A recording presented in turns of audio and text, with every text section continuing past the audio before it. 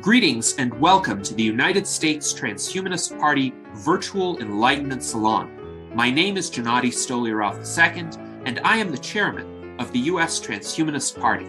Here we hold conversations with some of the world's leading thinkers in longevity, science, technology, philosophy, and politics.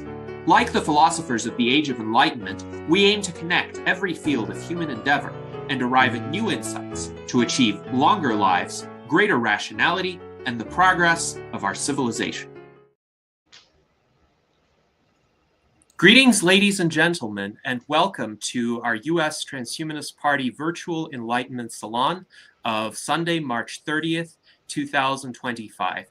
Today, we have a fascinating discussion in store for you on many subjects of interest to transhumanists, and two in particular: space exploration and biostasis, and the synergies between those two fields, which are quite fascinating to explore. Joining us today is our panel of U.S. Transhumanist Party officers, including our Director of Visual Art, Art Ramon Garcia, our 2024 U.S. Vice Presidential Candidate and Director of Community and Citizen Science, Daniel Tweed, our Legislative Director, Jason Geringer, and our special guest today is Josh Universe, who is an American analog astronaut, and he will explain what that means, science communicator, and biohacker. He is the founder of the International Biohacking Community, as well as of the Transhumanist Council, two recently formed organizations which have already had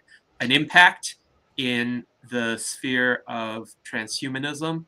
And Josh has done a lot of research on both space exploration and biostasis. We are excited to hear what he has to present. This is the subject of his first set of slides.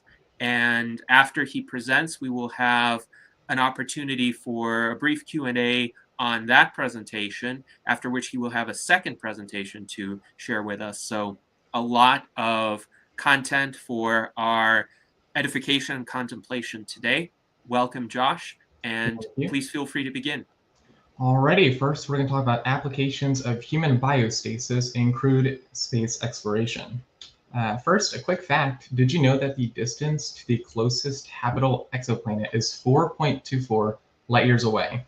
That would take around 6,300 years to reach with current technology. A little bit about me: I'm an undergraduate at Florida Tech, studying astronomy and astrophysics, doing a master's in commercial enterprise in space, live in Melbourne, Florida. And yeah, I'm a student. I work on the International Biohacking Community and Transhumanist Council, do some content for Viva City, which is like a biohacker village. Yeah, and I'm a science communicator and then a scientist astronaut candidate. So basically I do astronautics training at the International Institute of Astronautical Sciences. And once I complete the program, then I have an opportunity to fly on the Virgin Galactic VSS Unity and other space missions. So here's how the slide's going to go. We have a history of cryonics, a history of space exploration, why cryonics in space, and then some applications. And then we'll talk about Q&A and contact. So first, just a brief history. It looks like a lot of slides, but I'll go through them pretty quickly. So in the 1940s, Gene Rodstand's cryobiology work laid the groundwork for cryonics. Then in 1962 and 1964, respectively, Robert Ettinger publishes The Prospect of Immortality, proposing human cryopreservation. Then in 1967, Dr. James Bedford becomes the first cryopreserved human stored in liquid nitrogen. And down here, I have references to anything I put on the slides. Here's a picture of Robert Ettinger. 1972 to 1976, Alcor and the Cryonics Institute were founded in the US. In 2005, the adoption of vitrification technology by Alcor and CI is used to avoid damage and preservation in human cryonics applications.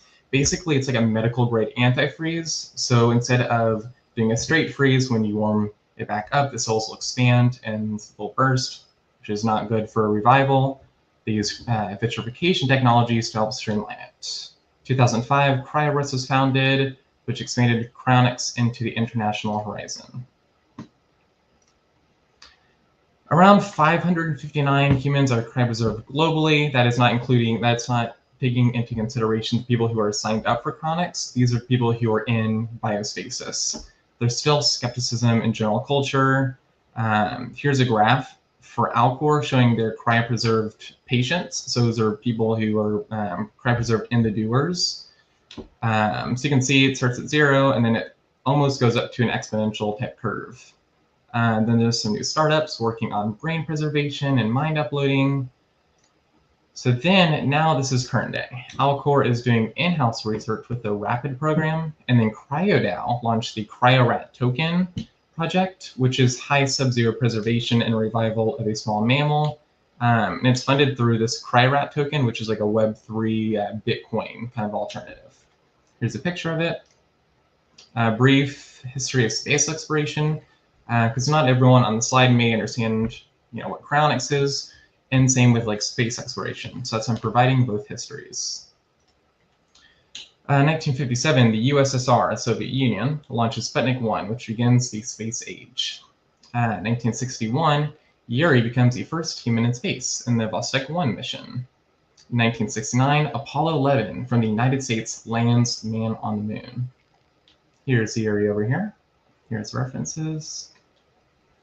1971, the USSR launches Soyuz 1, which is the first space station. 1986, Mir was launched, which became the first modular space station. And then 1998 to 2000, the construction of the International Space Station begins with permanent habitation in space. Did you know that NASA actually plans to deorbit the space station in 2030 with their ISS Space Station Transfer Plan? Here's references. 1981 through 2011, NASA's Space Shuttle program enables reusable human spaceflight. In 2011, Curiosity rover lands on Mars, which marks continued robotic exploration on Mars. In the 2020s, Artemis, which is like the second moon program, commercial crew supply and transport through SpaceX were launched. And here's a picture. This is the Orion capsule by NASA, and this is capturing the far side of the moon over here, and then Earth over here. All right, let's talk about why cryonics in space. Why would we want to do cryonics or any type of human biostasis in space exploration? First, it reduces metabolic needs, which reduces consumables like food and water, which obviously the more consumables, the more mass on a spacecraft. The less mass you have, the much less consumables, the less cost, which is a key factor in space exploration. Smaller crew habitats and life support systems become feasible, which also reduces the cost. And yeah, can reduce the spacecraft mass by around 25 to 40%, but this number can vary depending on the vehicle, which reduces the fuel requirements and cost. Here's a rendering of this is the SpaceWorks proposed torpor transfer system. This is done in around 2011 in a presentation to NASA. And this is not cryonics, this is different, but this still does reduce the metabolic rate. And we will get into how we can go from torpor to cryonics. Additionally, it reduces isolation, boredom, and conflict because, well, you're not really going to be talking to anyone. May protect against radiation aging via metabolic suppression, which is reducing the production of reactidin oxygen species. Hibernating animals retain muscle, which we're animals, and bone better than non-metabolic restrained humans, just normal humans, just walking and just being in the space station. Here's a cool graphic by Isa, which shows some benefits of hibernation, including reduced forms of metabolism, which can include cryonics. So let's get into some applications. Do not be shocked. I will break this chart down for you. So on the y-axis, we have the metabolic activity. So starting from stopped all the way to normal, right? So we're all at normal metabolic activity right now. We have on the x-axis, we have duration. So starting from minutes to hours to days to weeks to months to years and eventually to thousands of years. So we have torpor via therapeutic hypothermia. So this is mainly in research with ESA and NASA. There was a recent project in last year, 2024, of a torpor experiment with NASA, and we'll get onto that later in the slides. Then we have just normal hibernation, induced cooling, which is going on animal testing right now. We have a naturally induced hibernation / low metabolic state. I'll make that more visible for you. This is what you see like in animals, bears, rodents, etc. They have chronics. This is still very early research. There are applications. There's pretty stable applications with the preservation. We're still trying to figure out the revival part, and I will get on to that. Let's talk about mission requirements. So from a Mars mission, which can be anywhere from 3 to 9 months, depending on the propulsion method and the vehicle used, we're really going to want the few things that fall in line is cryonics and then naturally induced hibernation, mainly because of that duration, right? And since it's still not a super long mission, we can deal with a bit higher metabolic activity or even no metabolic activity for the first few missions. Then we have a mission to, say, the closest exoplanet, Proxima Centauri b, which is 4.26 light years away. This is our closest exoplanet, and this would take anywhere, at minimum, if we were traveling the speed of light, this would take 4.26 years. Right now, it's going to take around like 6,000 years or 6,700 based on propulsion technologies, and especially the size. So if the size of the spacecraft is super small, then it's going to take less time, but obviously if it's larger, it's going to take more time because of more mass. So where cryonics would mainly be used would be Mars missions later down the road when there's a higher volume of people going to Mars. And then for any mission that's out of the solar system. Because at minimum, it would take 4.26 years, and that is going at the speed of light. Nothing with current knowledge of physics can go faster than the speed of light. Anything that would theoretically be observed would be called tachyons. We have not observed anything. So that would be called, we can call that kind of our celestial speed limit. So for that, we would need cryonics because we need the metabolic activity to be as low as possible because of our limited lifespans. So next is mission suitability. So I will break this down again. Right now we have no intervention. So this is fine for the moon or LEO, which is low Earth orbit. So that's the space station. Slightly faster rate of aging because we're in space. Also because of increased muscle atrophy, decreased bone density, and increased psychological risk. Then we get on to therapeutic or cooling hypothermia, which is going to be more suitable for Mars, Venus, and even, if you wanted to stretch it, the gas giants. So there's going to be a slightly slower rate of aging because of that reduced metabolic activity. Slightly decreased bone density, right? Our bones are still going to, the bone density is still going to reduce because there is still some metabolic activity with therapeutic and cooling hypothermia. And then a decreased psychological risk, right? There's less interactions between crew, so there's less risk of any psychological effects.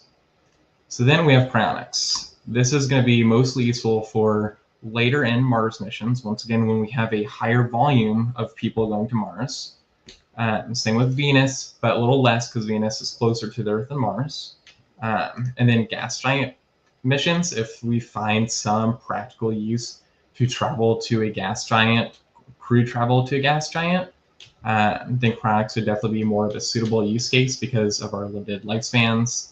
And also, astronauts are expected to be at their peak mental and physical health. So preserving as much of their health span as possible is important too with space exploration. Same with Proxima b and beyond. We are not going, most likely, we're not going to be in the solar system forever. We're going to have to expand out to other planets. And for that, with our current lifespan and current longevity technologies and lack of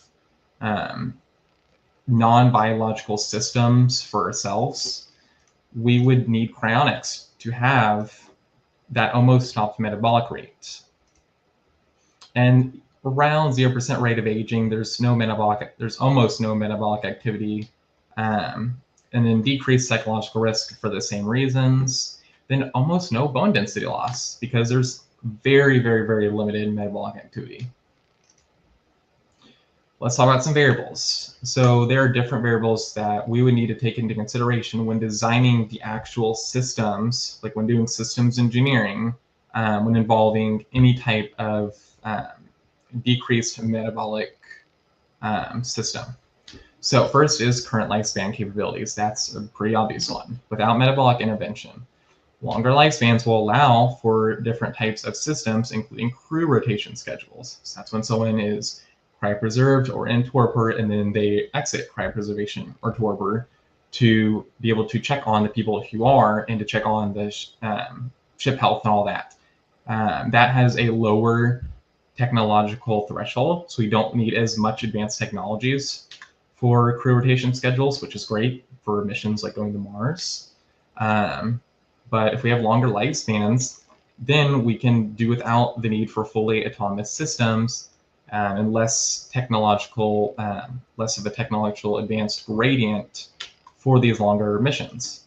Same with current health span. So health span is basically the portion of your lifespan which you're in a healthy and functioning state. So yeah, astronauts are expected to maintain high mental alertness and strong physical health. More metabolic activity can lead to increased muscle atrophy and other psychological and physiological decline. Same with the increased risk of delayed degenerative diseases like cancer, usually come with a higher biological age. Okay, psychological limitations. We have not sent a human beyond the moon, which means we have limited data with respect to the psychological effects of long duration space travel beyond low Earth orbit. Now, we do have information from the International Space Station. Here's some of the key effects: circadian rhythm disturbance, depression, and isolation. Here's a little chart on the long-term spaceflight composite stress of long-term duration in space. So we have microgravity, noise, these are the causes, social isolation and narrow space, and then circadian rhythm disturbance. This wouldn't be an effect, this would be a cause due to the microgravity environment. And then, yeah, it can lead to depression, can lead to neuroplasticity, negative effects of neuroplasticity, and then cognitive impairment. This is an important one, the maturity and the respective biostasis technology. Currently, there is no NASA TRL, this is the scale I'm using, technology readiness level 5, I'll explain what that is, or higher applications of any biostasis technology for human space travel.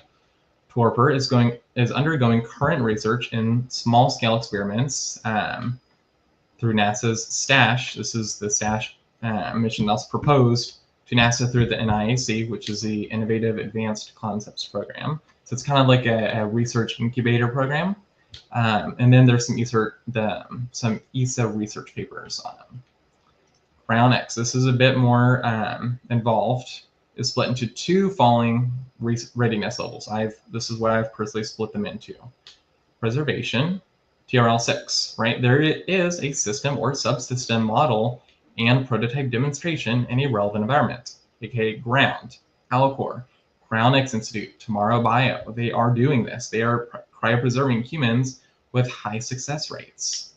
Now we get to the revival. This is TRL3. There is analytical and experimental critical function in characteristic proof of concepts like reviving embryos, rabbit kidneys, etc.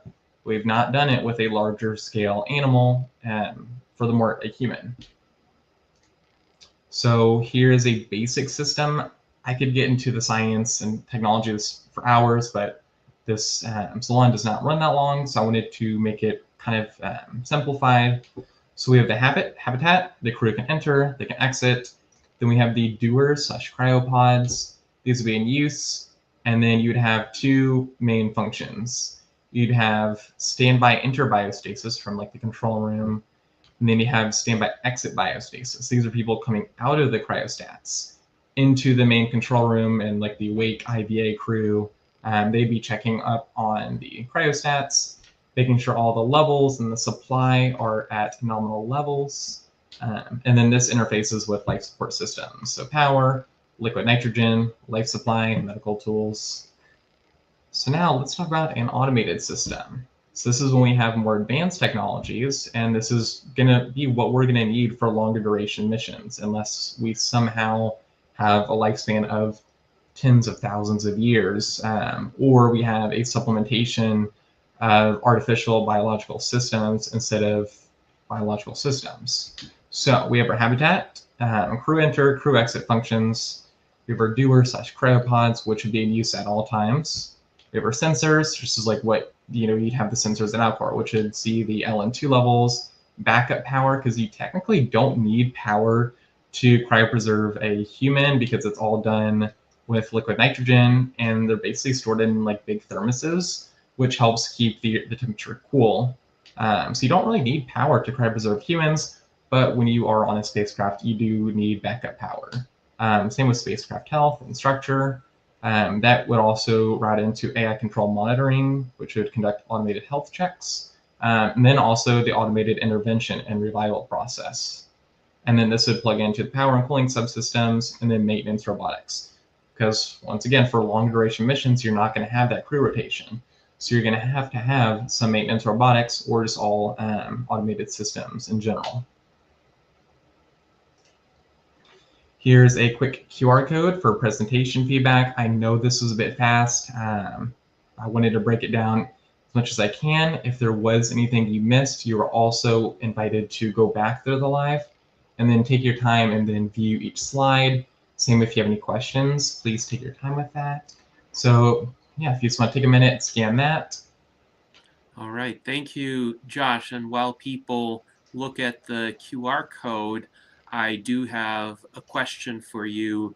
Okay. First of all, it does seem that for most people, this kind of application of biostasis or cryonics actually seems a bit more intuitive. And the reason for that is they've been exposed to it through science fiction for many decades now.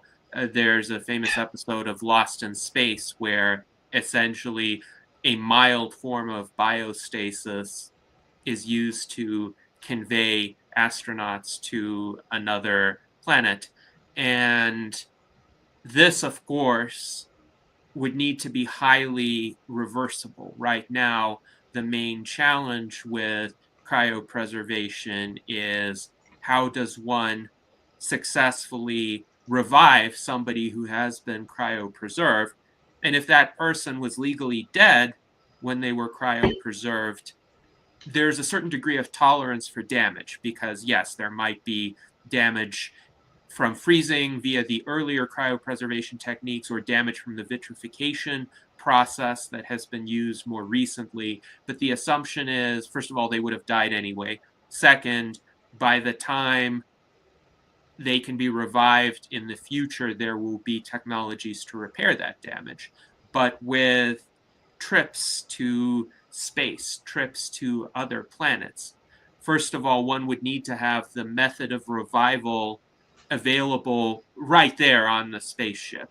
And second, there would be much less tolerance for damage because essentially the person coming in is healthy and you want to keep them healthy for the mission. You don't want any freezing damage or vitrification damage. So it would seem to be a more challenging task than reviving somebody who is legally dead. But if you could talk about the technological progress that would be needed to get there and how those challenges could be overcome, I think this would be very interesting to our viewers. Yeah, so right now, once again, we are at a TRL3 for the revival. The preservation is almost, I would say, it's at TRL6, so it's not fully production ready. But I would say within the next few years, I would say we could get up to a TRL8. Obviously not a TRL9 because that would be actual use in space. But a TRL8 to where maybe NASA or ESA would be able to test cryopreservation in space aboard the International Space Station. With respect to revival, I'm just going to be very straightforward. We are a long ways away with that. There is limited research right now, and there's almost no human testing with cryonics revival. There is a little bit of research and testing with smaller scale organisms, like there is success with embryos, rabbit kidneys, etc. But let me go back to what CryoDAO is doing. They're doing this cryo-rat research project, which they're basically taking, I believe it's a rat, and they're cryopreserving it, and then they're attempting the revival process. So this is a significantly larger organism than an embryo. So I'm definitely going to be following their work and seeing what they're doing, but I anticipate it's going to be several years of the smaller scale testing. Maybe in, I would say maybe 10 years, we would start to have like the first human testing, or maybe Alcor or the Crownix Institute or Tomorrow Bio might start doing actual human revival. That depends a lot on the research that goes into it, especially on these smaller scale projects. And also just like the patients, like what they legally signed, like when they want to be revived, and the earliest that any of those patients would want to be revived for science. So once those are met, and once we get both of those subsystems up to about a TRL7, then we can start doing testing in microgravity, right, aboard the International Space Station. That I would anticipate that's going to be done on a commercial space station and not on the International Space Station, mainly because of space constraints, because this would be testing of an actual human cryopreservation on the space station, not just like a rat or like an embryo. So we can get up to that TRL level 8, meaning, hey, it's been tested in a test environment in microgravity, and it is ready for production implementation, whether that's a mission to Mars, mission to Venus, or even beyond. So that's where we currently stand. And once we can get these TRL levels up, then we're going to be in a good place. Right now, technologies like Torpor, this is going to be much more feasible within that intermediary between getting these TRL levels up and getting production implementation of cryonics in space. And the balance between longer duration missions like Mars and other planets within our solar system, not beyond. By that point, we would likely be using cryonics at that point. But between them, we would be using Torpor once we actually have some production use. But the good thing is NASA, they are already getting some experiments going and research going with this, and ESA is doing some research too. Yes, thank you for that answer. And it seems, based on what you've said regarding the technology readiness levels, per Zach Richardson's observation, we're currently at level 3, and we need to get to 9 in order to achieve feasible and reliable revival from cryopreservation in space settings. And it looks like you've got a diagram that can be pulled up here. And TRL9 is actual system flight proven through successful mission operations. And if you want to discuss that to a greater extent, please feel free. Yeah, sure. So right now, this is about, sometimes it's argued as a 2, sometimes it's argued as a 3 with the revival of cryonics, but with like actual cryopreservation, it's about a 6, right? We're doing this on the ground, and there's very high thresholds of success, and we're continually proving that success over time. You can go to the Alcor's website or CI's website and see their published case studies. Actually pretty interesting. Once we get those up to around a TRL8, which is completed TRL7 and TRL8, so TRL7 is doing it on the International Space Station or even simulating microgravity on Earth and doing this. And then TRL8 would be, say, doing let's say a good example would be if a mission was done around Mars, using a normal Homeland Transfer orbit around Mars, cryopreserving a human, taking them around Mars, taking them back to Earth, and then reviving them. That would be more of a test flight, because that shows that longer duration needed where cryopreservation would be useful, and not just on the International Space Station. So once we get up here, then we can actually use it for real production missions at a TRL 9. All right, thank you for that response.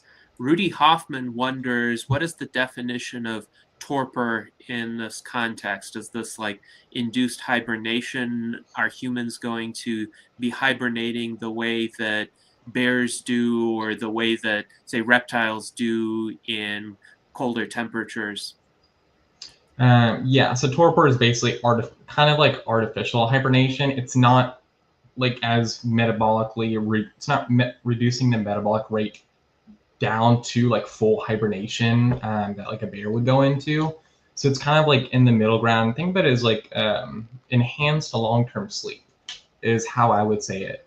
There's still going to be some consumable requirements to maintain that metabolic rate, but it's not going to be as much as no metabolic intervention, right? Just think about the people on the International Space Station, but it's also going to be more than full metabolic intervention like cryonics.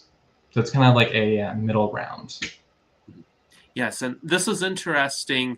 I wonder if this kind of induced torpor could have an effect on the rate of aging. So let's say this technology becomes available to people in space. Could it also become available to people on Earth? And let's say you or I decide, well, we want to be around to see a later point in human development, maybe benefit from more advanced technologies. So can we choose at the time at which this technology becomes available, say in a few years or in a decade or two, to go into torpor for most of a particular day, maybe be awake for a couple hours per day or even a couple hours per week, set up AI agents to take care of our day-to-day business in the meantime. Would we then age more slowly while in torpor, enabling us to persist to a later time when more advanced technologies are available? Yeah, you could certainly do that. Yeah, I mean, especially since we're doing the testing on Earth, the technology is going to be ready for production use on Earth before it's ready in space. So yeah, I mean, that is technically a middle ground in between what we're doing now, just living life, and cryonics. So this may be something that people would be more interested in, especially now that we can use AI agents to do almost everything. Um, like, yeah, that is certainly a system we could use, and this would, since it slows down the metabolic rate, this would slow down the pace of aging. So yeah, that could be a happy middle ground. Yes. Yes, this is quite an interesting concept, and it really is the first time that we have discussed it on our virtual Enlightenment salons. So thank you for inspiring that idea. Now, Art Ramon writes, this might be feasible unless it is somehow detrimental coming into and out of hibernation. So I'm Yes. wondering if you could talk about that in terms of technologies that induce hibernation or get one to awaken from hibernation. Is there a way to do it gently, non-invasively, so that people just fall into a deep sleep for an extended period of time, and when they awaken, maybe they awaken naturally, maybe there's some sort of way to time the hibernation and anticipate when they're going to awake of their own accord? That's actually a good question. I don't know too much about that, but what I would say is obviously a gradual, like how you cool down someone. Obviously, it's different because in cryonics you administer like 20 medications, at clinical death. But just like how you do the controlled cool down process, once the person's actually at like a cryonics facility, you could do the same thing with torpor. So you could have whether you do it automated or manual, could have someone administer you, X amount of medicine to get you into an unconscious state, and then gradually introduce all of the consumables and stuff into the system. And then you'd have to have the medicine continue to like be administered and circulated to keep you in torpor. And then I would assume you'd have to do a gradual, not like a gradual cool down, but you'd have to gradually reduce the doses of the consumables and the medicine to a state where it slowly brings that metabolic activity back up to a normal state. You could also use technologies like VR, virtual reality, in conjunction with this to somehow naturally make it feel like you're going to sleep. So you could make it more of like a kind of like a meditative VR program you could do in conjunction with this, which I think that would definitely make it feel much more natural, and I feel like it would make it much more acceptable in the general use and um, not seen as something like scary or unethical. So I feel like VR could also play a crucial role in that. Yes, thank you very much for that answer. And Art Ramon has some follow-ups about some concerns he might have for humans in hibernation, what they could experience. He notes the possibility of black mold growth in the lungs. Hopefully that could be minimized in a sterile space setting. And then he also mentions the possibility that the immune system might not be working well enough due to hibernation. How would you respond to those? How can those scenarios be averted? The first one, I personally don't understand like that function, but I would say, just as you said, a sterile environment would be paramount to reduce any of those risks. So everything using sterile tools, using sterile systems, sterile like sleeping pods for torpor, I would say that would likely reduce it, ensuring the life support systems also keep the atmosphere inside the spacecraft clean. And then the second question was, can you repeat that? Yes, it's in regard to the immune system potentially not working well enough due to hibernation. So I would say with that, just doing like kind of like how you do with like IV drips. It's like you could have some type of automated system detect deficiencies in biomarkers, and since it is torpor, you have like more to measure than cryonics, so there's like there's no metabolic activity.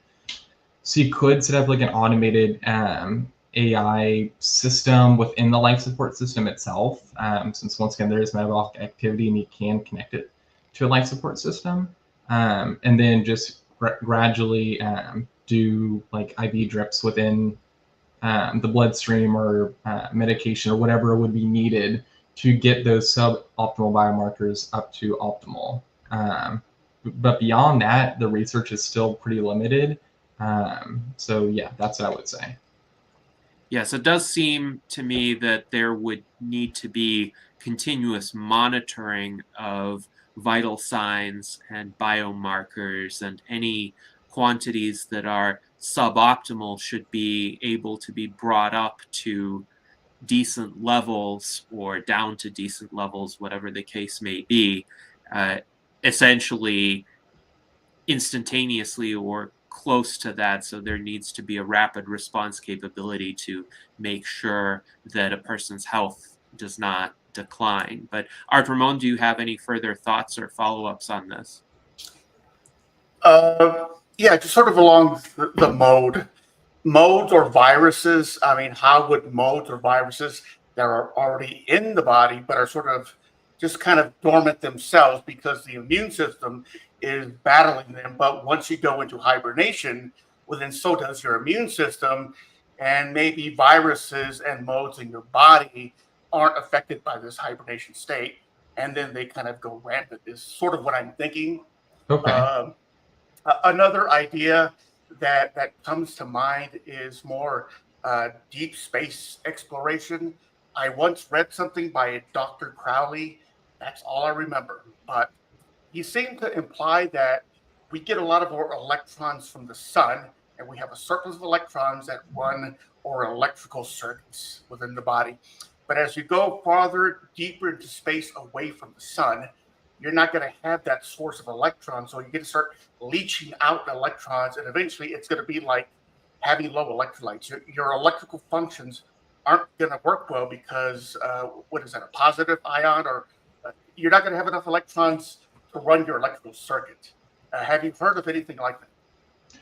Not specifically with any like actual applications. You could like store some type of electron generation system, so like a capacitor, or just even have it within the spaceship power reserves itself, and then hook that into the life support system, and then once again set that as like another biomarker to monitor, and then slowly induce the exposure to electrons to get that respective biomarker, and the electrolytes to nominal levels. And then the other thing with the virus thing, you obviously, since you could do safety checks before entering the spacecraft, so you could do, which they already do, but obviously they'd have to be more thorough and comprehensive of all the biomarkers and any sorts of viruses or bad bacteria that would be in the system. Also, you could do a thing called like a bacteria scrub to remove any of the like bad bacteria in your system. And there's even some advanced stuff where, if this would be like more civilian use, if there was another civilian who had good biomarkers caused by their respective bacteria, you could do.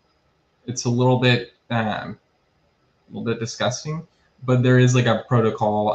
There's a person named Josiah Zahner. I think her name is Josie Zahner now, who did a protocol where she transferred the I don't know what you call it, transferred poop from somebody else into like a kind of like a capsule pill type thing, and then did a bacteria scrub, like a full bacteria scrub outside and inside, and then ingested said pill. And then it did show a adjustment to a few biomarkers that helped with an effect on bowel troubles. So you could even do something like that for civilians, where, because if you're doing like something for like, astronauts or scientists who are on a mission for specific goals, you just be selective. You'd be like, okay, your biomarkers don't line up.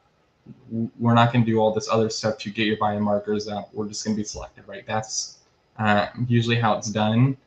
But for civilians, eventually, like if someone wants to pay and go to Mars or another planet, then you could do those types of protocols. But once again, they are very experimental, and there's definitely like some risk involved. Yeah, and other things I haven't quite heard along this topic are like, say, you have skin mites all over your face, in your body, and they just live and breed on your face. What would happen to them under cryonic conditions or hibernation conditions? You have all sorts of bacteria, microbiome on your skin. Definitely there need to be some sort of testing to see how they are affected by hibernation. You don't want them running amok, basically, while you're in a hibernation state. But yeah, all right, thank you. Of course. Yes, and I would hope that in the future, more, let's say, refined approaches are developed as compared to the biohacking approach that you described, which strikes me as highly risky, apart from the aesthetic displeasure, but hopefully people could isolate just the beneficial bacteria that could help somebody's microbiome and figure out a way to ingest those bacteria, to replicate them and ingest them, bypassing the digestive system, which would typically break them apart. But I understand that's still a field that is very much in its infancy. Let's do one more question on this presentation, and then we will have you present your next set of slides. This question is from Xiaomi Redmi 13. How do animals that do go into torpor avoid organ failure or deterioration of organs in general? And could this be used or initiated with humans, I presume? So that, I believe, is dealt with the energy production, like the production of ATP, and how the production of ATP affects the other biological systems. I believe there's some type of regulator that when they go into hibernation affects that. I don't know 100% on that. I'm happy to send a email to you and look into it more if you want to skim my contact. But that's, I believe, is the regulation of ATP and how it affects other biological systems. But besides that, I don't know too much about that. But the good thing is with human cryopreservation, we have these measurable biomarkers. We already have existing protocols and stuff to get those biomarkers back to nominal states. So that would be my answer for that. All right, thank you very much for your answer. And I'll echo Colleen Pridemore, who says, thank you, Josh Universe, for bringing this presentation to us. And we will have more questions on these subjects later, but now please feel free to present your second set of slides. Alrighty, this is online communities for transhumanism, longevity, and biohacking. This is going to be way less technical, so sit back, relax, and yeah. Here's another slide, which is about me. For anyone who's just joining, I'm an undergraduate in astronomy and astrophysics. They're letting me do a master's in commercial and present space, live on the Space Coast in Melbourne. I'm founder of the International Biohacking Community and Transhumanist Council. I do content for Viva City, which is like a biohacker city. It's going to eventually be a full city where there's a bunch of biohackers and longevity enthusiasts. I'm also a science communicator, so I make videos about space on Instagram, Facebook, LinkedIn, my personal blog. So I'll have links so you can check those out at the end of the slide. And yeah, presentation overview. This will be a pretty brief presentation. The difference between the International Biohacking Community and the Transhumanist Council. The pros and cons of different online platforms, like being able just to use online platforms. And then some QR codes if you want to join in the servers or groups. And then also have a study and research group. This is a public one, which if you're interested in, you can join. I know Colleen is in the Transhumanist Council and International Biohacking Community in several of these communities. So the International Biohacking Community, created in January 2023. So it started with a forum, blog, and then like a kind of like a biohacker resource website. So it's kind of linked out to some other sites. Had the BMI calculator, BMR calculator, tons of just cool like little resources. So the purpose is to serve as an ecosystem of communication and resources for biohackers. This includes both new and old biohacking. So sometimes when you ask someone about biohacking, they'll either kind of point toward this spectrum, the old biohacking, so DIY bio and grinding, which is using like subdermal implants and advanced cybernetic systems. And then the newish kind of biohacking popularized by Dave Asprey, which is more of like longevity supplements and advanced health. The Transhumanist Council was created in November of 2024. I saw a few issues with existing transhumanist organizations and communities. Usually it's inactivity, usually from unfocused management. I'm not going to say bad management. I think each person, each community manages things a different way. But I think just unfocused management on long-term success. And also, I've seen this a few instances, divided and split from like an original community or server out into two others and making those two less active, more divided, and having a really significant contrast in advisement and administration. I'm not going to say anything specific, but I've seen just some patterns with that. So the purpose is to serve as an ecosystem for communication, resources, and research for transhumanists. So yeah, here is some public goods that we work on. So these are things that, these are online resources that we maintain. The first one is THpedia. So this is like a transhumanist wiki. Here's the link, and then here's the homepage, and here's the sign up. And get that. Here's our fandom, which is like THpedia. This is hosted by a company called Fandom, originally called Wikia. We maintain this because there's such a high volume of traffic of people looking for information around transhumanism. and longevity and life extension, that we want to ensure that people who are looking at those places who may not know about THPedia or some of these other resources are able to get properly cited information that's non-biased, scientific. So yeah, that is at transhumanism.fandom.com. Here's the QR code for the homepage.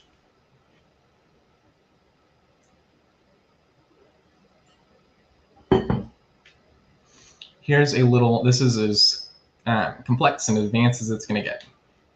Here's a chart of different online platforms and the pros and cons. So if you're trying to decide, okay, what platform do I want to kind of like focus my attention on, or really, develop genuine relationships with other people on, I have a list of the different platforms. So first we have Discord. The pros is that have the unique feature, they have voice channels, also encourages real-time conversations. The cons is it's not private. They do not respect your data privacy. And also discourages long and detailed discussions. Fix this. Reddit. This is great for topic-focused discussions, right? You can add like a post flare, and you can also filter between post flares. This also encourages a good mix of real-time and asynchronous discussions. Once again, the cons, it's not private, and there's also separate platform guidelines, which could restrict what topics and subjects that you talk about. Also overlapping topics. Telegram, once again, real-time communication, unique asynchronous video chats. There's like these little video bubbles that you can send in the chat, which helps forge more genuine connections and conversations. Once again, not private. It's better than Discord. And it really discourages long and detailed communications, and also has a slightly limited user base. Facebook groups and LinkedIn groups are great for, they're easy to moderate. So you can have automated moderation systems. So if you are in those, the content's going to be pretty much clean. There's going to be no spam. And these are usually more for genuine connections, because on the platforms, they have an expectation that you present as your actual self. So you have to put like your full name, verify yourself with your affiliation, or with Facebook, you verify with the phone number. So you usually can have more genuine conversations on those platforms, but they also discourage long threaded discussions. And for the cons for both of these, they're not private, and they're both subject to platform guidelines, which could reduce the amount of topics you could talk about, or even like, if you say like a bad word, they could get on you with that. And yeah, usually a little less engagement, just because of just like the form of these groups. Then we have forums. This used to be very popular, and we're still running a forum, but this promotes long and detailed discussions. This also reduces topical overlap, because when you create a post, it'll show you the similar post. So you can go in, so you can create a topic and be like, oh, this post already exists. Let me go over here and let me get whatever resources I need or reply to it. Easy moderation. And then data privacy, we respect your data. We do not sell it. We keep it with, at minimum, we keep it within our ecosystem. The cons is, yeah, there's a limited user base. It is a standalone website and mobile applications. And then, yeah, also the activation energy. So like being able to like go to the app store and download another app can, deter people from using forums. And then a matrix room, this is like a less common one. This promotes real-time conversations. They have a unique feature where you can have public and private rooms within a community, and then data privacy. So they respect Matrix. The Matrix home server you're on will usually respects your data privacy. They're known for having good data privacy. Some home servers may not as much. That's probably like 1 or like 0.5%. But the main ones, they respect it and they encrypt everything. The cons is there is a significantly limited user base and discoverability, and limited features, but they are working on a lot of new and emerging features. So yeah, if you want to join, I have some QR codes, some links will also be shown, and then I'll also paste some of these links in the chat below. And yeah, you can also go to our primary website, which will be on the next slide, and be able to join all these communities, filter between the type of platform, and then join like our Discord server or a Telegram channel or a LinkedIn group. If you missed a platform, you can always go back to Live and Scan, or once again, go to our website. So here's the main website for the International Biohacking Community. This is where you'll be able to find all the platforms, even like the transhumanist platforms, if you scan here. Then you click the Chat with Others button. It'll take you right down to all of our platforms.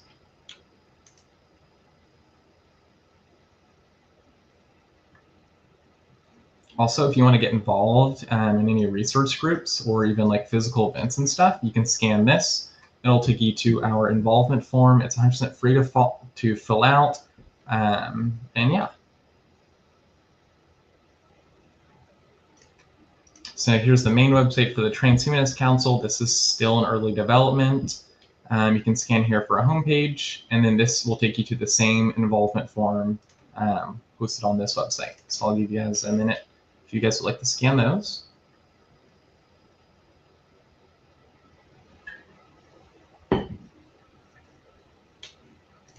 Great. Biohackers Media is our media blog.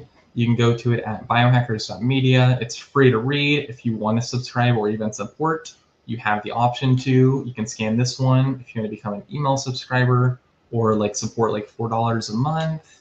But if you want to go to the homepage, you can scan this QR code.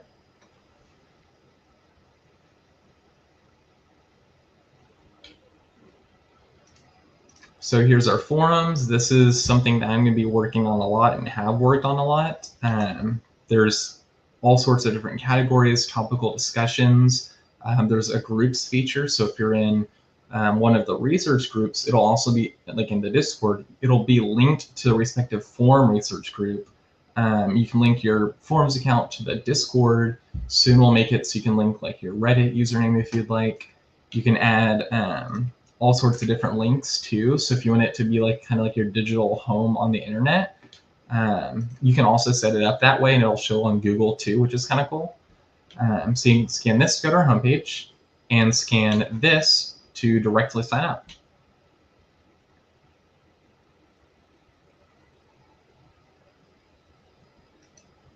So here's our mobile apps. So if you're on iOS, we have a test flight app. We're still working on get it fully published to the App Store. We're making some final improvements. So if you scan this, it'll prompt you to download an app called Test Flight, which is like Apple's and iOS's beta testing application. And yeah, you can download the Forms mobile app here. And then for Android, which is on Google Play, you can scan this QR code. Eventually, I do want to add support for F-Droid, which is like a free and open source Google Play alternative, and same with the Aurora store. So stay tuned for those. If you're in any of our Discords or Telegram groups or anywhere else, we will send an announcement once we get the F-Droid and the Aurora store apps ready.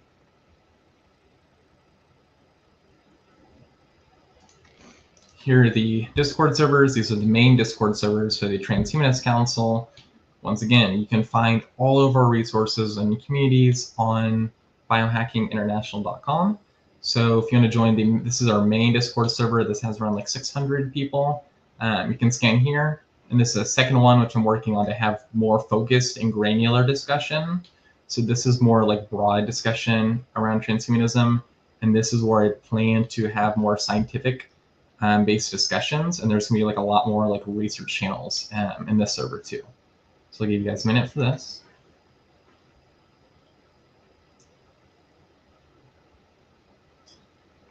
All right, if you guys want to join one of our reading groups, this is by someone named Reborn Scavenger on Discord. It's called the Iron Mind Network, which is kind of cool. So topics are AI, robotics, cybernetics, neuroscience, network states, and futurology. So it kind of goes over all of the spectrums in which transhumanism is involved in. This is free to join. You don't have to pay. You can show up, join like Zoom calls and chat in the Discord. So here's the Discord server. So you can scan that. And then the other QR code is the forums group. So you can also, this will take you right to the sign up link on the forums. And when you sign up, it'll actually add you to the Iron Mind Network reading group without having to like do anything else. And then on that, you can also find the Discord join link from there.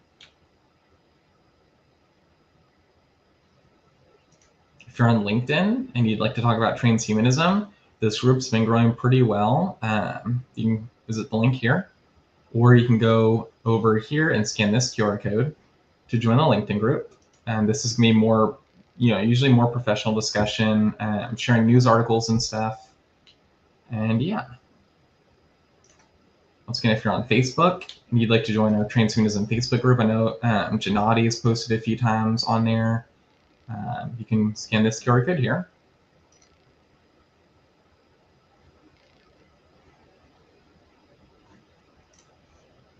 Our Matrix room. So if you're into privacy and security and use Matrix, feel free to scan here. It'll take you to the Transhumanist Lounge, which is the name for our Matrix room. And eventually I do plan to add bridges. So basically a bridge is like, if you put a message in this Matrix room, it'll actually be sent to the Discord server, and people in the Discord can reply and it'll show in the Matrix room. So this kind of helps you eliminate the need to use Discord once again, if you are more privacy conscious. And we're almost done. The Biohacker Lounge, which is our main server across everything. It passed like 2,000 people like the other day, which is insane. You can scan here. This is the main Discord server. There's a lot more activity. A lot of people from Blueprint's Discord server, I think like Brian Johnson's server, have been going here. And then another one for cognitive enhancement. So I plan to add a lot more granular discussion with regard to cognitive enhancement with biohacking in this server. So if you're really into the science of it and there's a specific topic you want to recommend, we're going to put it in this server. This is more general discussion. There is a forums channel which you can like post about cognitive enhancement, but you can't post about like the granular aspects or like a specific area within cognitive enhancement. Once again, more of these niche servers within the biohacking community. If you're into subdermal implants, RFID implants, NFC implants, biomagnets, you can scan here. If you're into life extension, which I plan to add more about, I'll probably add torpor into it as well. If you want to ask me more questions or discuss it further, I'll add it in this server. And these are also connected to like Reddits. So there's the platform called Reddit. They have these different online communities. So this is connected to r/grinders. So if you go on there and you post, it'll actually show in the Discord too. Same with r/life extension. And then we have, if you're into cult therapies or the Wim Hof method, there's a channel where you can like share like you doing like a Wim Hof method, ask questions, connect with others, do local meetups. You can scan here, and this is connected to r/Wim Hof. The Cryonisist Lounge, which is an alternative to the cryosphere. I personally love the cryosphere, but also if you'd like a different Discord server, I plan to add a lot more of those niche topics within cryonics. I'll also add a topic for cryonics within space exploration. If you want to talk about that, you can join the Cryonisist Lounge. And this is connected to r/cryopreservation, not to be confused with r/cryonics.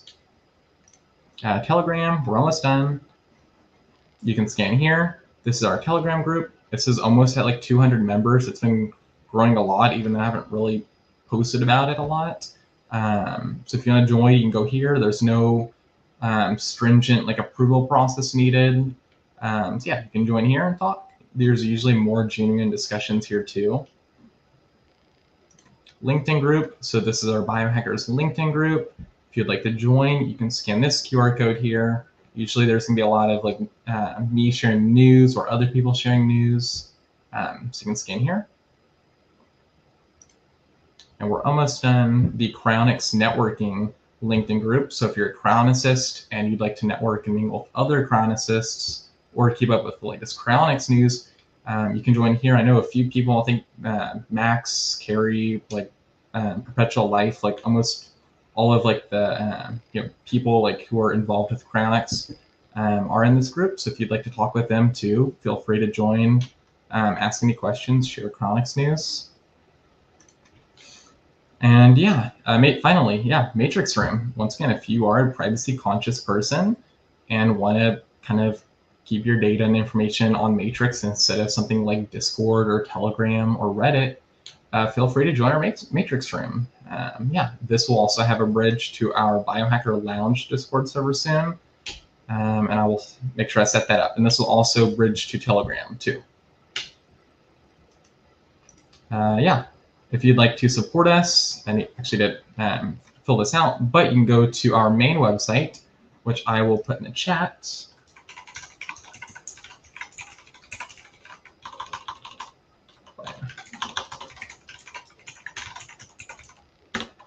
So you can go to our main website, which Gennady should put in the chat, and then you can scroll down and you can donate like $5 a month, $20 a month, or if you want to do like a one-time donation, you're free and invited to. This just helps us maintain our infrastructure. Everything goes to running our infrastructure, digital events. Soon we're going to do physical events, and then like any like software, anything we use to maintain the community. You don't have to pay to join. You can join for free. But if you'd like to support us, feel free to. And once again, presentation feedback. If you have any feedback, anything you liked, anything you didn't like, anything you'd like to see improved for future presentations, please, I invite you to scan there and provide any feedback you have. And this will also allow you to provide feedback on the first presentation too.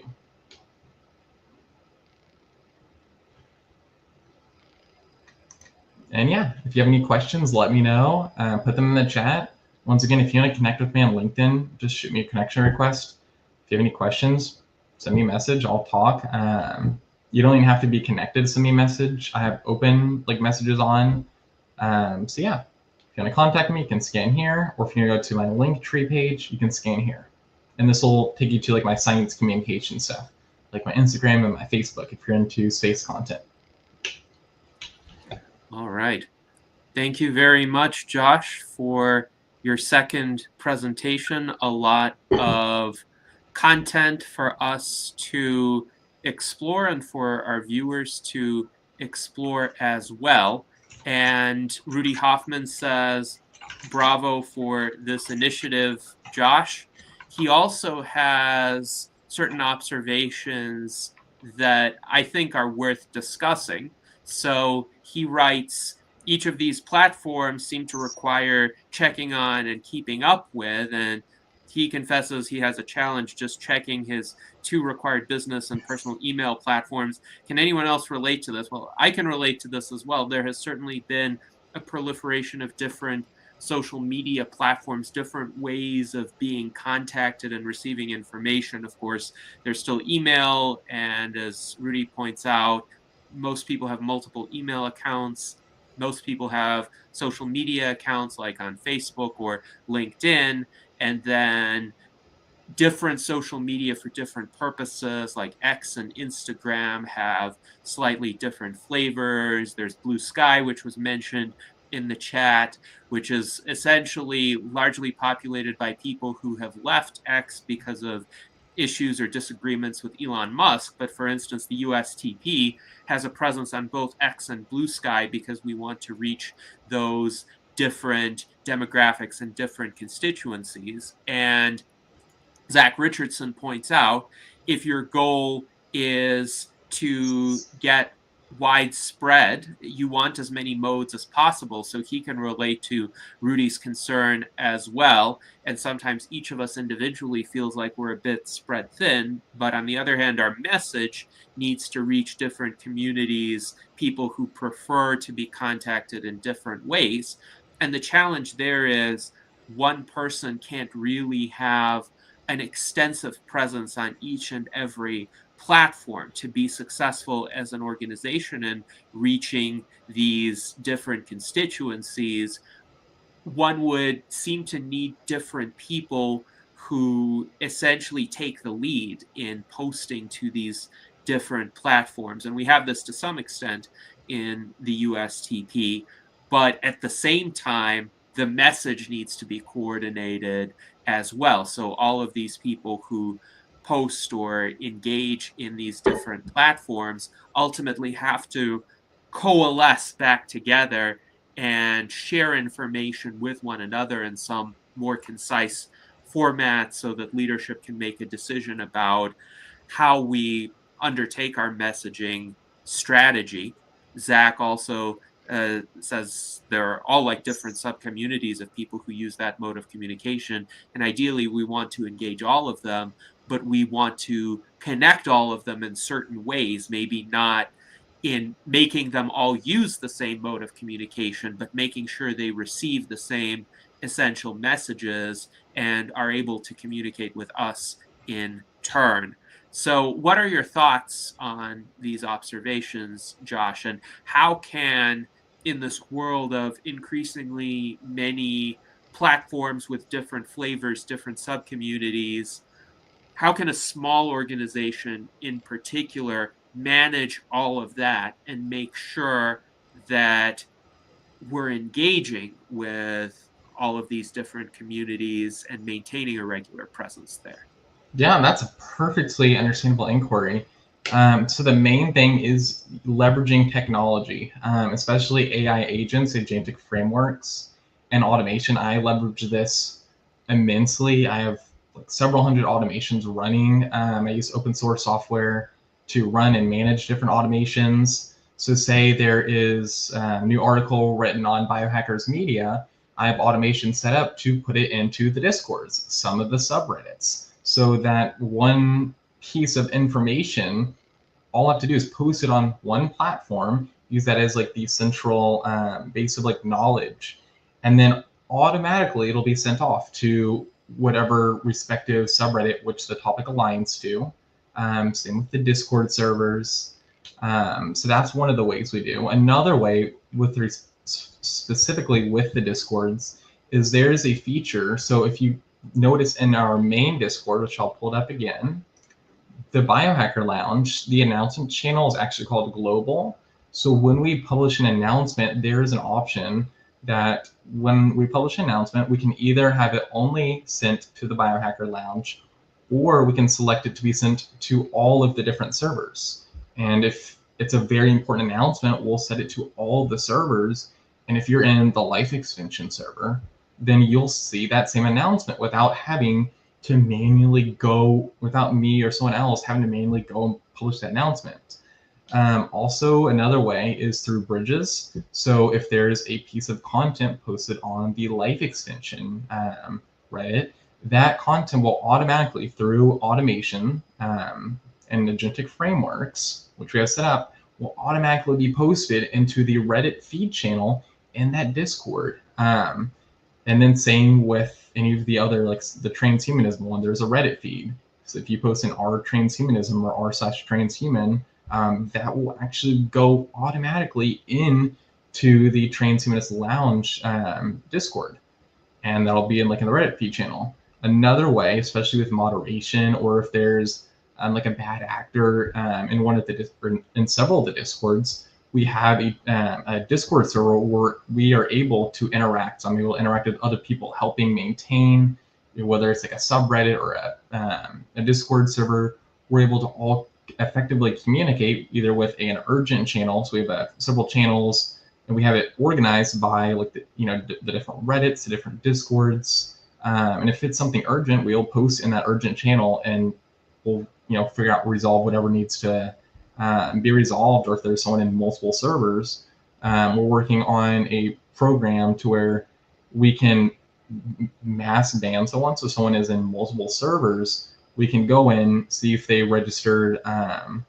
Basically, like if something happens with the Discord, if there's like a compromised Discord, whether it's like account exploitation or like a bad actor, we're able to quickly restore the Discord and then any members that have been like removed from it. But that also allows us to mass ban someone if they're misbehaving in one server or posting something just like bad or nasty. We're able to effectively take swift moderation decisions with respect to that. And then for Facebook groups, they have their own systems called admin assist. So you can set up, if 5 people join, you can set up a welcome post. It'll say, welcome, please introduce yourself, meet the admin team, which will be like in a comment below. Same with the Discords, I have an automation set up for that. And also, like, I'll go in, like if people join, I'll manually do it too, because I want to. welcome them and tell them to introduce themselves in the introduction channel. Like I'll actually deep link it. So it's really about leveraging, and same with the forums. The forums I have connected, if there's a forum post, it'll go into one of the Reddits, and same with the Discord and the forums channel. And then same with connecting the different platforms through the bridges. So if you're on Matrix, which there may not be a lot of people on, we're still able to allow you to talk with other people on the Discord server. We're still working on this. Just using a bridge system, which there's like publicly available bridge like extensions that are able to use and plug into Matrix and Telegram, and then that allows almost seamless communication between all the channels without having to be in all the channels. So this really allows you to customize where you want to be, where you want to receive the information. If there is important information, you will receive it.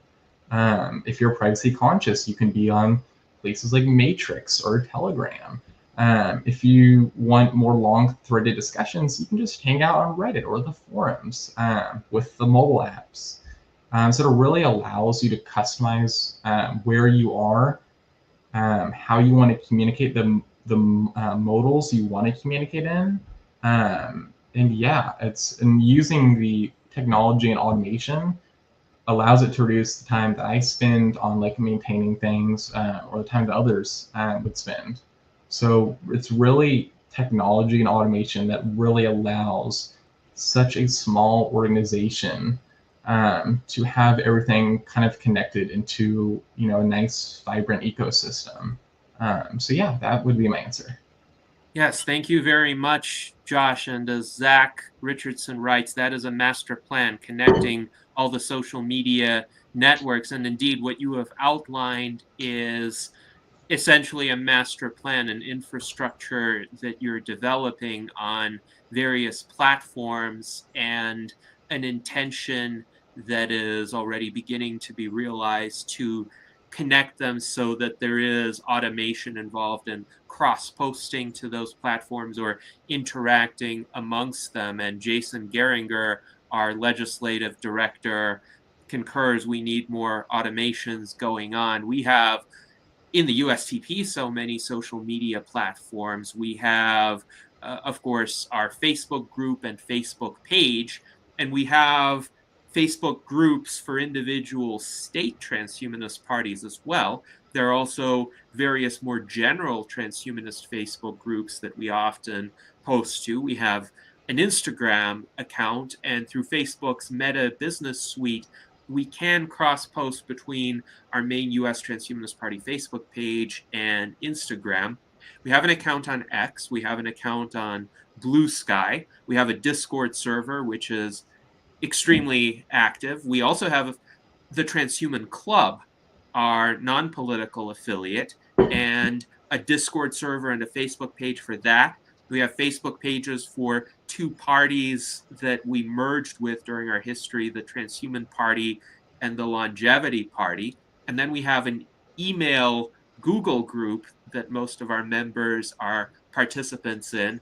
And again, all of these media have their own advantages as well as their own limitations. But in practice, what happens today is, let's say I set up a virtual Enlightenment Salon, the virtual Enlightenment Salon with Josh Universe. This actually happened over the past week. So I first set it up on StreamYard, and that creates the page on YouTube where the salon is going to be streamed. So I take the YouTube link, I have a written description for it, and then I have to post it tens of different times.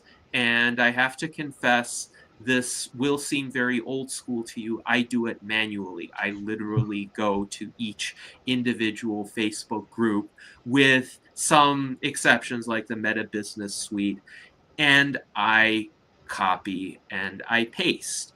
And then Facebook has the option to invite people directly to the event, which I utilize. But in some cases, if I invite people as the page, I literally have to select every individual follower of the page and click on that person's name to invite them. And I know there's a certain probability that some people will accept and join us for the salons. And then, of course, I make posts on Discord, X, Blue Sky. Each of them has character limits, by the way, so I have to tailor the posts to those character limits. Then I set up an email.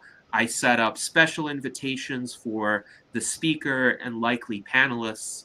In all, this takes me several hours per week.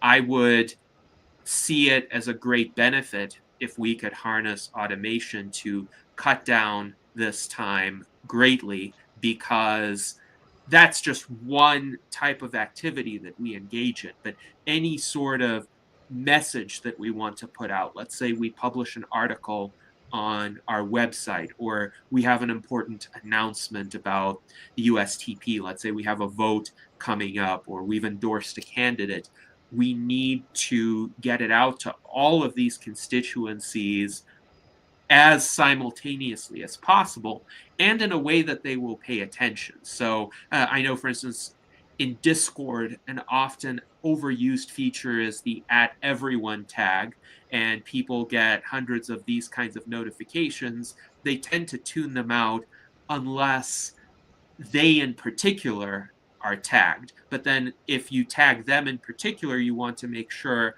that it is actually about them. It is actually something that they will respond to. So having an overarching system of automation to get these communications out, I think will be very important. Rudy points out the term is called fragmentation of our message, which is not ideal. And I see this as having increasingly become the case, even relative to when I started as chairman of the US Transhumanist Party in 2016.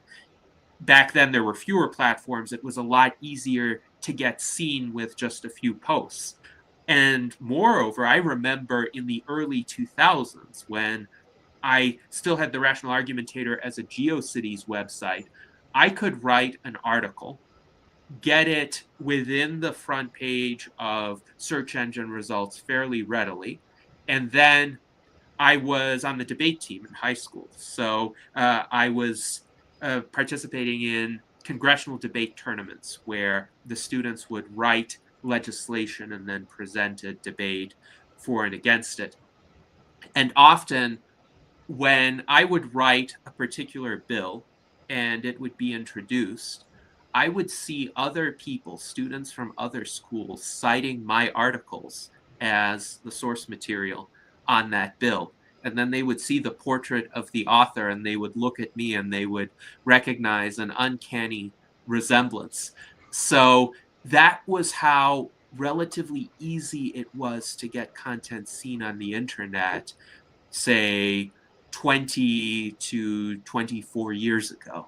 And now it's much more difficult because of the fragmentation. So I hope the automation can lower some of that threshold for accessing audiences. But I'd be happy to hear your remarks on the subject and what you think would help.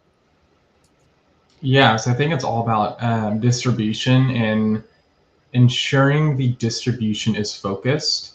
So say write an article on Biohackers Media, right, which is our media blog. Once again, if you just joined us, you can scan and join here. So based on the type of content, right, whether it's writing about a new cybernetic system or like a new subdermal implant or a new regenerative therapy or longevity technology, you can set up an automation to say, okay, let's see what type of post it is. So you can use like AI to go through, read the article and be like, okay, is it X, Y, or Z? And you can set those to different variables. And so say if it's a longevity one or a biohacking one, you can set it to say, okay, but you can define your variables. You can say biohacking equals 2 or nootropics equals 3 or transhumanism equals 4. And based on those static variables that you get from the AI analyzing all of your content, you can then trigger more different automations and say, okay, if it's transhumanist thing, post it to r/transhumanism or post it to the Transhumanist Lounge Discord. And by taking one original piece of content and not only distributing it across multiple platforms, with using different automation systems and kind of categorizing that one type of piece of content. Another thing you can do, and this is something I do with like my personal science communication, is say I post a blog article, I can take that original piece of content and turn it into new forms of content. So what you can do is if I post an article on my main website, which I should be able to go over here. If you go to, so if you scan this one right here, and then you go to the header and click blog, you can see my science communication articles. So if you're into space or science, you can scan here. But when I publish that, I can make it turn into a tweet on X, formerly called Twitter, or a carousel post on Instagram. And for those, when you're taking one piece of content and restructuring it in different pieces of content, you can either use static reformatting or automatic reformatting. Static reformatting is using something like Placid, which is an online service where you can have like a background and a text variable, and you will have it set up to where you receive like a webhook, which is saying like, it's basically saying like, hey, I've got a new piece of content, Placid. Here's like the text of the blog post, and then you can talk to ChatGPT through their API and be like, okay, take this blog post and summarize it into 3 to 4 bullet points. Find the most valuable and important pieces of content, send those to Placid, and then have it generate 4 different like pictures where it fills in the text from each respective text item in the full text chunk from ChatGPT where it summarized it, put it into the images, and then send it off to Instagram through the it's the Facebook Business API, which will connect into Instagram. So you can also restructure that manually, and then automatically is just using like AI, saying like, hey, ChatGPT, can you take this long blog post and summarize it into an X tweet and distribute it there? So we haven't really done the content reformatting, like taking one piece of content, turning it into different types of content with like the biohacking community and Transhumanist Council. That's something that I can definitely look into, but we do the distribution. And that helps you, especially in an online age where everything is so fragmented and attention spans vary based on what type of content one wants to consume. The distribution allows those to all be met, mostly be met within a reasonable degree with that same piece of information. And then using content restructuring, you're able to adapt it to the most optimal format for the respective platform and respective attention span. So yeah, it's all about distribution and using automated AI systems and eventually AI agentic frameworks where you don't have to like manually like kind of code it out. You can just kind of like talk to it and it'll set up the automation. That's how I personally believe you're able to get your message out there through such a fragmented internet. Also, one thing I wanted to kind of highlight is this thing called the Fediverse. So basically, if you've heard of Mastodon, maybe you were on X and you wanted to leave, X because of like something bad you saw on there or other reasons, you probably went to Mastodon. That is part of something called ActivityPub, and ActivityPub's goal is really kind of trying to solve content fragmentation on the internet. So you can post to Mastodon. So there's different types of platforms. There's Mastodon, which is like a Twitter/X clone. There's PeerTube, which is like a YouTube clone. There's PixelFed, which is more like an Instagram clone. So you can post a piece of content on Mastodon, and people who are not signed up on Mastodon, they are on PixelFed only, they will see that piece of content if they follow you on Mastodon. Same with PeerTube. So if you post a video on PeerTube and there's someone on Mastodon and they see that, they can see that video without having to be on PeerTube. So I think the Fediverse is also going to kind of naturally help that without having to do all of these automations and stuff. One thing with the US Transhumanist Party's website, say they eventually use Ghost one day, Ghost CMS. They're like almost about to roll out public Fediverse adoption to where the Ghost site will act as a Fediverse actor. So say Gennady posts a post on the USTP website, he doesn't have to do anything. He just posts it, and if someone's on Mastodon, which is like the Twitter of in the Fediverse, they'll see it. You don't have to set up any automations. You don't have to, manually publish it. The Fediverse protocol, which is called ActivityPub, will automatically solve all that. Also, say you're on X, you're following, 50 people on X, and then you're on YouTube, and you subscribe to like 200 people on YouTube. Those are different people. Another way that the Fediverse helps to make everything more cohesive is it kind of makes it so if you're on Mastodon, you can follow someone on PeerTube, and someone on your Mastodon server, and someone on a different server using the Mastodon platform, because the Fediverse has different servers. So think about it with respect to the International Biohacking Community. We have different Discord servers. They're all still using the Discord platform. They all have different topics they're focused on, maybe different moderation policies. That's basically the same model that's done with the Fediverse. On the Fediverse, you have the Mastodon platform. You have different servers within that platform. Some servers have very far right or far left moderation policies that kind of where the moderators will kind of filter the content that comes into their server and that's generated by users on that server to adapt with their moderation policies. So if you think about how the International Biohacking communities are all designed and automated and all this stuff, that's kind of what ActivityPub does. And I even have an ActivityPub server. It's called science.social. I'll have Gennady put it in the chat. But you can sign up there, follow someone on mastodon.social, and if they post there, you'll see it on science.social. We have some unique features, like if you are an academic in like astrophysics, you can have like a title that says astrophysics, PhD, and you can like filter users based on the title and stuff. So that's like basically it's another way the Fediverse kind of helps with this naturally without having to do this manual work and learn about all these automation platforms and coding and all this. Is simply adopting the Fediverse. I encourage anyone to. You don't have to go to science.social.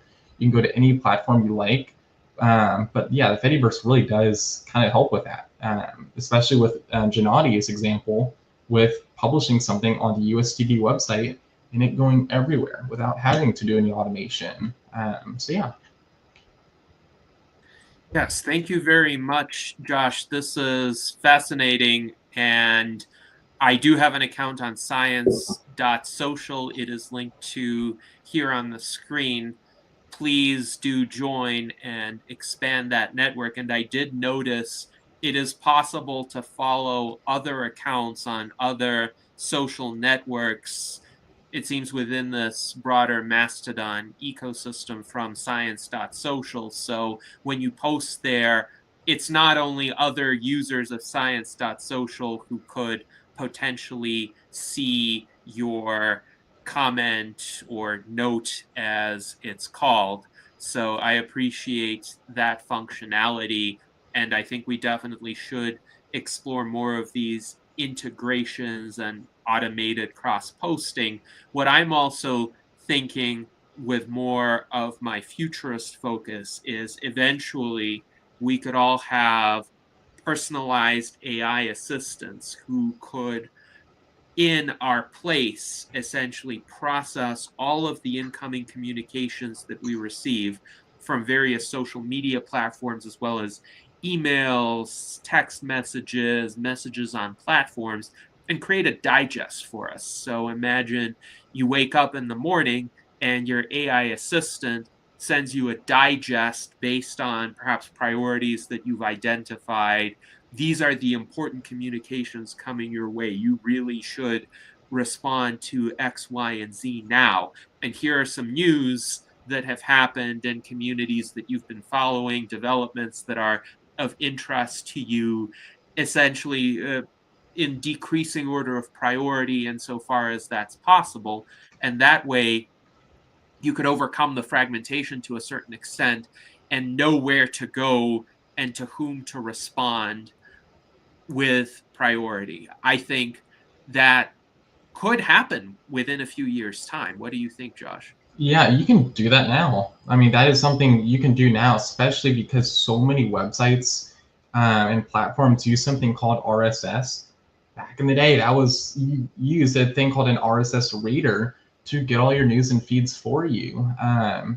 Now you can do a limited implementation of that. You can technically do a full implementation if you use all of the automation systems. So you set up your automation systems yourself and be like, okay, watch the messages from Discord, analyze the context of them, analyze like the emotions of the messages, check the RSS feed from Biohackers Media, which we have an RSS feed, every 15 minutes for a new article, or use a webhook. So when a new article is published, it'll automatically go into the AI agentic framework.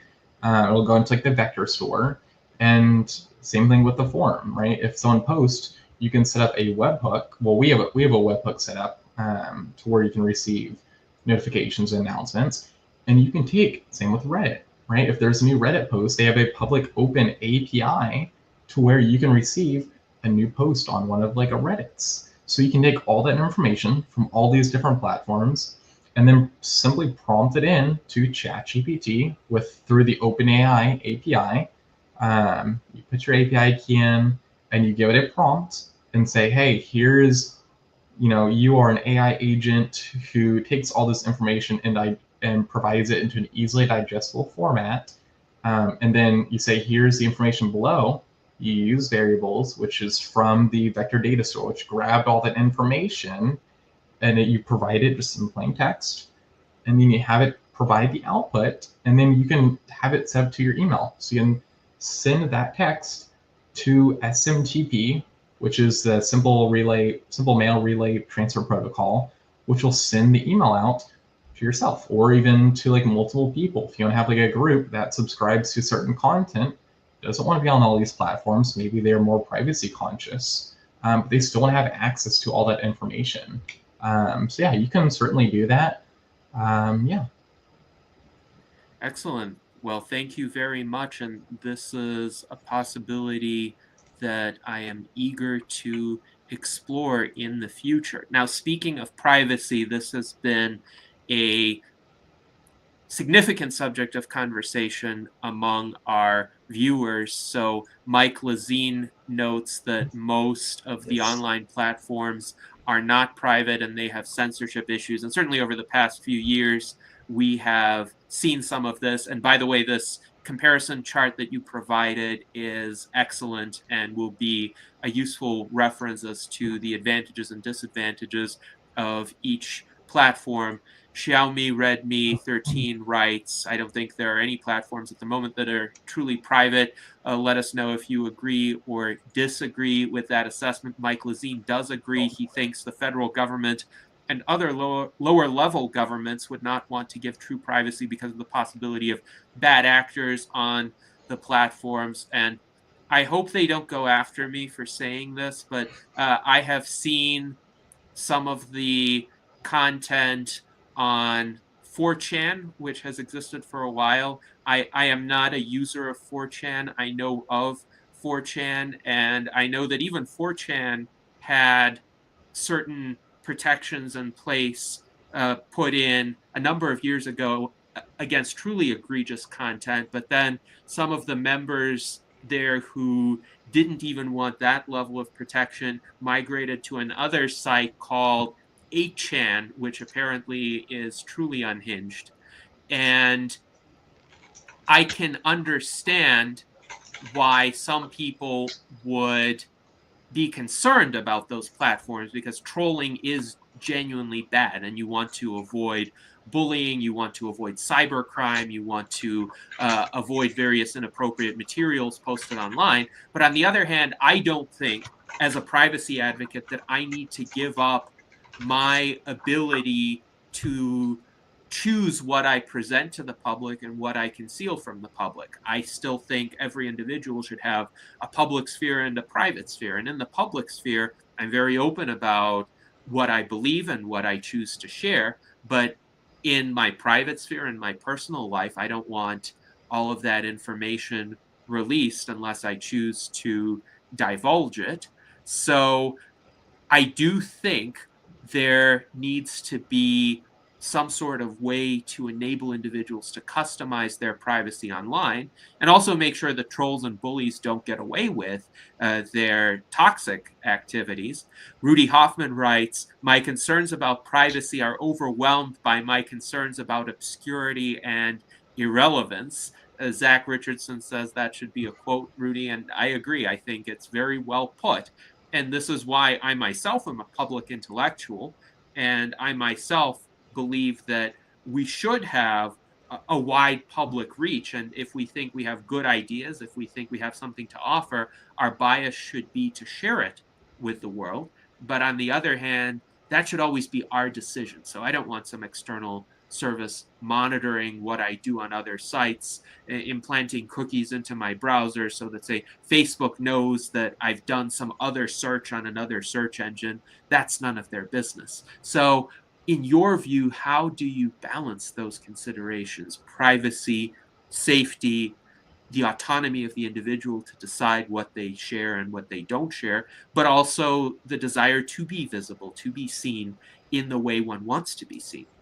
Yeah. So once again, first it goes down to being able to identify each online platform and what their stance on data privacy is. Almost all these platforms are not private, right? Even with the forums we have like analytics stuff. So if we wanted to like figure out like how to track someone down, we possibly could. But that's just used for diagnostics and stuff. So you could even argue that's not private. Really anything that's accessible via the internet is not private. Because even if you're on the forums or you're on a matrix room, you're running Windows 10 or Windows 11, which has Microsoft trackers and spyware built into it. Or if you're on forums, which is like a website, and you're using Chromium, like Google Chrome, you don't have like uBlock Origin or some other set of privacy protecting tools, then yeah, you can still be easily identified by companies like Facebook and Google, which if you think it, so say if you go to a website that you think is really private, there is a high chance that there is a Google tracker, which is called Google Analytics. So there's a thing called a Google Analytics tag, a GA tag, which website owners can put into their websites for analytics and performance and stuff. There's an enhanced version which can measure mouse clicks, mouse movement, hot areas on the website, right? It's like where like the most clicks are on the website. Microsoft Clarity can literally see a screen recording of a person using a website. Like if you get Microsoft Clarity, you put it on a site, you can see a full screen recording of someone using your site, clicking through things. You can see where they come from. So how did they get to your site, which is called the refer. You can see the location, approximate location. So even sites that you think are private really aren't. Same social media platforms. We learned that with Telegram. You can even argue Signal, but I think the recent situation was really more at user discretion. It wasn't an inherent flaw of the platform itself. But beyond reasonable doubt, I would say something like Signal is private and secure since it is open source. But even the way you connect to Signal may not be private. If you're on a network which you don't own, or even a network if you do own, so if you're at like a residential property and you have like Spectrum Internet or something, there's all sorts of trackers because you're using Spectrum's DNS server, domain name server. So you could use something like, I forgot what you call it, NextGuard DNS, to help eliminate some of the DNS privacy on their end. You could also use a VPN to help improve your privacy. I do want to preface something. A VPN is not a complete privacy tool. People will say that. It's really not. All it really does is change and obfuscate like your IP address to the respective data center which you're connected to. Things like Proton VPN have a thing called NetGuard, where you can kind of help reduce some of those trackers by also changing the DNS server at the VPN level. So if you think about it, if you want it to be truly private, it's almost, I'm not going to say it's impossible, because it's not impossible, but it's very, very difficult. And it really is up to the user to make those decisions based on their threat model and what bubbles they have. Like Gennady was talking about his personal bubble or his personal sphere and his public sphere. That's really up to the user to decide what platforms they're using to where they're talking and publishing their speech on, but also how they're connecting to those platforms, so protocols they're using, or using Android, or using something like Graphene OS. So really, yeah, I mean, I agree with any privacy concerns. Nothing is truly private. Within like the Discords and stuff, we do have a few things to kind of help with user privacy, so people can opt in or not opt into like the server restore stuff. So basically, if there's a server compromise or something bad happens, obviously we take a lot of preventative measures, but something does happen, we can quickly restore the server settings, channels, and members. But that's optional. You don't have to opt into that, which you would provide like your email address, and the ability to have the bot join servers for you to be able to rejoin the server if something happens. But that's not forced, right? That is something that's optional. We also have in the Transhumanist Discord, you can actually select if you want to enable things like gamification. So if you chat in the Discord, you'll get like little XP and stuff, and it'll show up on like a little leaderboard. And that can be beneficial and harmful to online use. So we even have it to where you can do like a role react. So you click a little emoji, and it will actually disable that gamification element.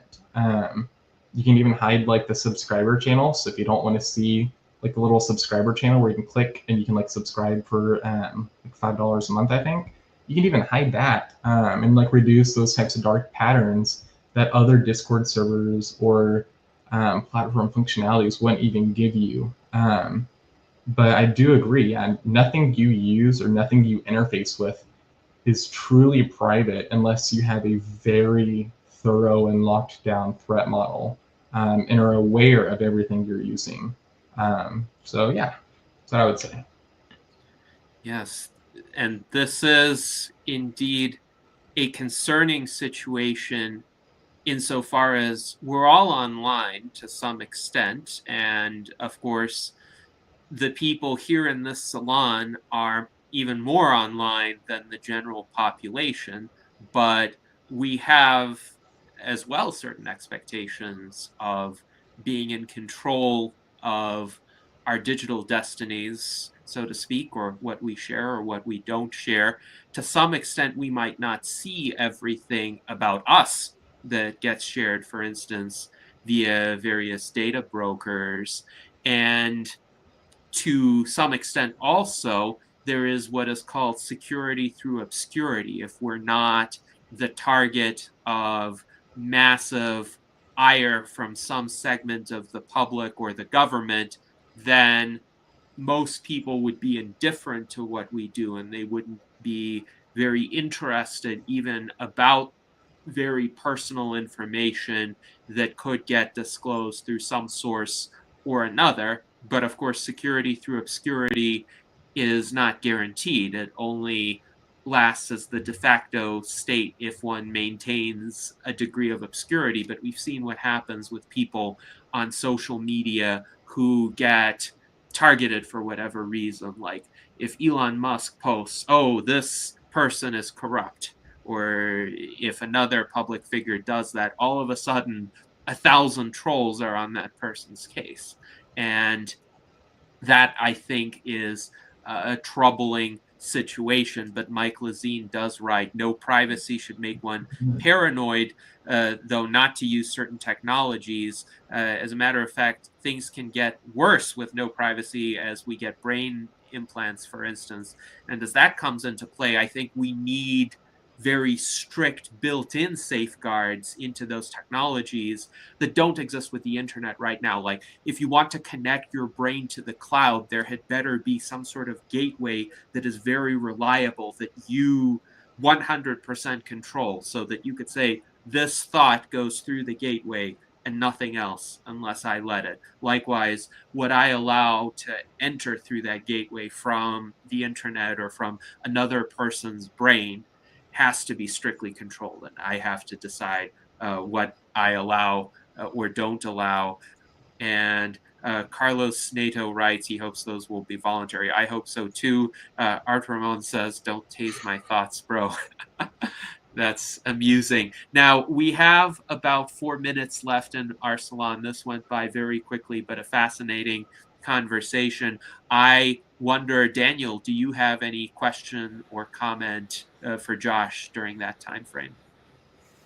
Wow, Josh, thanks for all the great work you're doing. I'm trying to like rehome our internet presences. It makes sense that we've probably got some of the best talent in terms of brain power out there. So we should definitely be using it to create these state-of-the-art virtual experiences and communities. I think, we can't ignore our enemies forcing us to form things like seasteads, and with medical tourism, and maybe they're providing a valuable service by trolling, and they did a thing on Frontline last night about Terrorgram, where these terrorists are publishing hit lists and things. So maybe we're gonna be driven to creating actual things like Atlas Island, where we have boats and we are sovereign on our boats and we group into intentional communities. Maybe it wouldn't be so bad. Maybe we've gone down the online rabbit hole as far as is productive. I'm just throwing that out there as food for thought. But I love that the spacer community is such a powerful nexus for transhumanist thinkers to collaborate and make progress. That was probably my earliest introduction point to the transhumanist movement. So really proud of you doing your space-related research. And I think I asked earlier, did we find out, is NASA actively doing like cryo research or not? I didn't get the clear answer to that.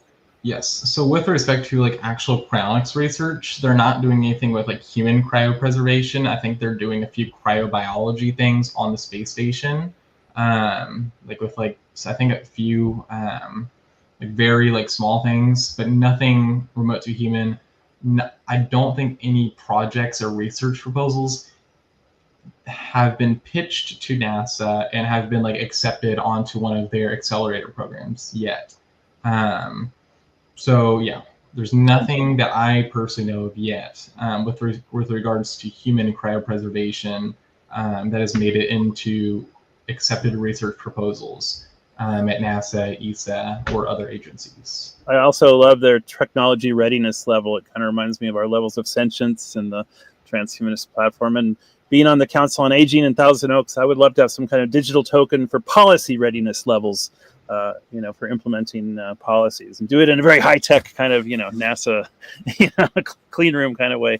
But I'll let someone else use these final minutes. Thanks again. Really. Yeah, thank you. Yes. Thank you very much, Daniel. And Josh, I think this is a quick question that can be answered in the next minute. This comes from Mike Lazine. What software do you use to generate these QR codes?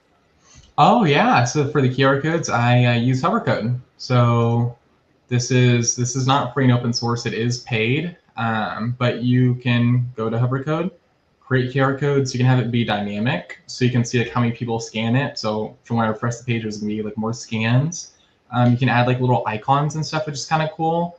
You can like add like links and stuff. You can have multiple pages of QR codes, which is kind of cool. So all sorts of cool stuff with HoverCode, especially being able to add your custom domain. So I can like go in and add my custom domain. So if you scanned it, it'll say like qr.biohackinginternational.com instead of like qr.code or something, or like qr.hovercode.com. So yeah, a lot of cool stuff. Excellent. HoverCode. Thank you very much for that recommendation. I was wondering also where those images in the middle of the QR codes were coming from, and now we know. So I appreciate that. Those who want to give presentation feedback to Josh, scan that QR code that he has just put up here. Rudy Hoffman writes, I have enjoyed this discussion and learned a lot from this group, even the disagreement on the trade-offs of modernity. He says, thank you all and bravo to Josh Universe. and each of us. I honor and respect this community of early adopters and philosophers. And this is exactly the kind of conversation we strive to have on our virtual Enlightenment salons, multifaceted, exploring various applications and implications of emerging technologies, both more distant and more proximate, and how we can apply them so that we can all live long and prosper.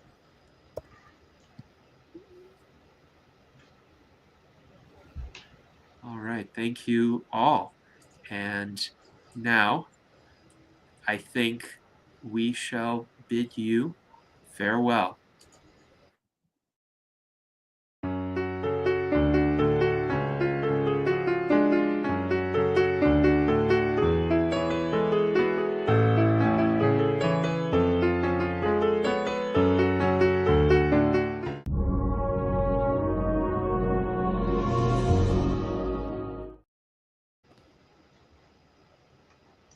And stay tuned for the pirate party. Yeah. Oh, I guess Bill got distracted. I don't know.